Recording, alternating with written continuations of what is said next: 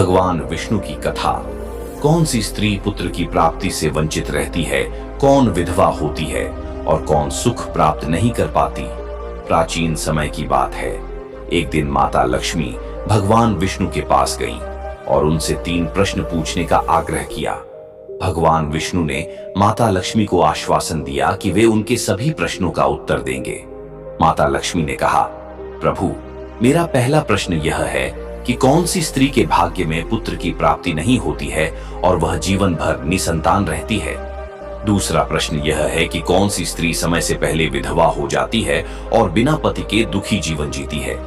और तीसरा प्रश्न यह है कि कौन सी स्त्री अपने पति के होते हुए भी सुखी जीवन नहीं जी पाती और हमेशा दुखी रहती है। भगवान विष्णु ने माता लक्ष्मी के प्रश्नों का उत्तर एक कहानी के माध्यम से दिया। बहुत समय पहले एक राजा का महल एक नदी के किनारे था। राजा के 2 बेटे थे जो विवाह योग्य हो चुके थे। राजा ने सोचा कि क्यों न दोनों बेटों का विवाह एक साथ कर दिया जाए। कुछ समय बाद राजा ने संतों से सलाह ली और उन्हें बताया गया कि एक गांव में 2 बहनें हैं, एक गोरी है और दूसरी काली। राजा ने बिना भेदभाव के दोनों बेटों की शादी इन बहनों से कर दी।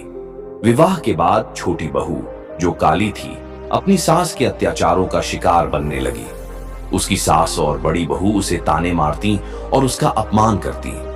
एक दिन जब वह घर का काम कर रही थी, एक साधु दरवाजे पर आया और भोजन मांगने लगा। छोटी बहू ने साधु को भोजन देने का मन बनाया, लेकिन उसे अपनी सास का डर था। फिर भी उसने साधु को भोजन दिया। जैसे ही सास मंदिर से लौटी, उसने साधु को भोजन करते देख बहुत क्रोधित होकर उसे घर से बाहर निकाल दिया और छोटी बहू को भी घर से निकाल दिया। छोटी बहू, जिसका नाम राधिका था, भूखी प्यासी मायके जाने के लिए निकली। रास्ते में वह एक जंगल में पहुंची और बारिश के कारण एक पेड़ के नीचे बैठकर रोने लगी। तभी वहां एक संत आए और उससे रोने का कारण पूछा। राधिका ने अपनी पूरी दुख भरी कहानी बताई। संत ने उसे एक पर्ची दी और कहा कि अगर वह इसमें लिखे उपायों का पालन करेगी तो उसे अवश्य पुत्र की प्राप्ति होगी। पर्ची में लिखा था कि पति पत्नी को मासिक धर्म के 10वें दिन मिलन करना चाहिए, जिससे उत्तम पुत्र की प्राप्ति होती है। साथ ही उसे अपने पति के बाएं ओर सोने और शुद्धता के नियमों का पालन करने की सलाह दी गई थी। राधिका ने संत के बताए गए सभी उपायों का पालन किया और कुछ समय बाद वह गर्भवती हो गई। जब राधिका को गर्भधारण का आशीर्वाद मिला तो उसकी सास को यह बात पता चली। हालांकि वह सास लालच से भरी हुई थी। एक दिन राधिका जंगल से ढेर सारा सोना लेकर आई, जिसे उसने एक जादुई पेड़ से प्राप्त किया था।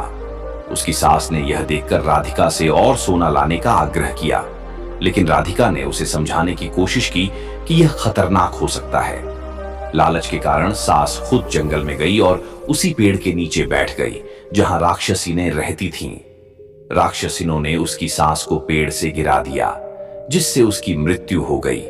कहानी समाप्त होने पर भगवान विष्णु ने माता लक्ष्मी से कहा, तुम्हारे पहले प्रश्न का उत्तर यह है कि वह स्त्री पुत्र प्राप्ति से वंचित रहती है जो धार्मिक और पवित्र नियमों का पालन नहीं करती, संतों के बताए उपदेशों की अवहेलना करती है।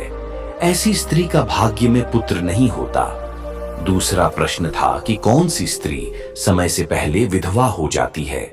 जो स्त्री पति के होते हुए भी अपने मांग में सिंदूर नहीं भरती, मंगलसूत्र नहीं पहनती और पराये पुरुषों को गलत दृष्टि से देखती है, वह स्त्री विधवा हो जाती है।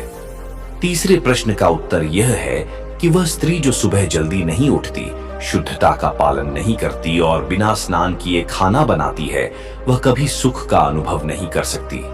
ऐसी स्त्री के घर में मां लक्ष्मी का वास नहीं होता और उसका जीवन दुखों से भरा रहता है। इस कथा का सार यह है कि धार्मिक नियमों और संतों के उपदेशों का पालन करना, लालच से दूर रहना और शुद्धता बनाए रखना स्त्रियों के जीवन में सुख, संतान और समृद्धि का कारण बनते हैं।